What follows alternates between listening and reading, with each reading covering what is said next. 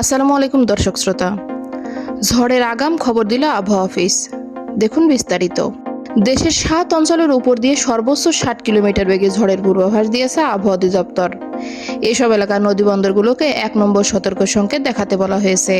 শনিবার সন্ধ্যা 6টা পর্যন্ত দেশের অভ্যন্তরীণ নদীবন্দরগুলোর জন্য দেওয়া আবহাওয়ার পূর্বাভাসে এ তথ্য জানানো হয়েছে।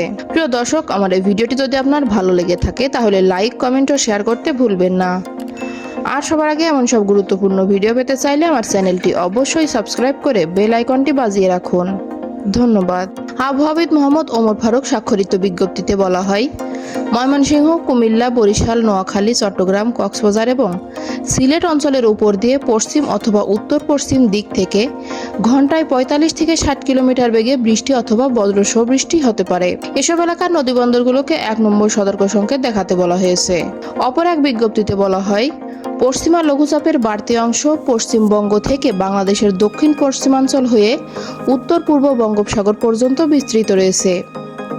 এই অবস্থায় দেশের বিভিন্ন স্থানে বৃষ্টিপাতের এই প্রবণতা আগামী কয়েকদিন অব্যাহত থাকতে পারে। এদিকে যশোরে শুক্রবার দেশের সর্বোচ্চ 41.8 ডিগ্রি সেলসিয়াস তাপমাত্রা রেকর্ড করেছে আবহাওয়া অফিস। এদিন দেশের সর্বনিম্ন 16.1 ডিগ্রি সেলসিয়াস তাপমাত্রা রেকর্ড করা হয় পঞ্চগড়ে, তেঁতুলিয়ায়। এছাড়া ঢাকায় সর্বোচ্চ 38.1 এবং সর্বনিম্ন 25 ডিগ্রি সেলসিয়াস তাপমাত্রা রেকর্ড করা হয়। আবহাওয়া অফিস বলছে, শনিবার দিন ও রাতের তাপমাত্রা প্রায় অপরিবর্তিত থাকতে পারে।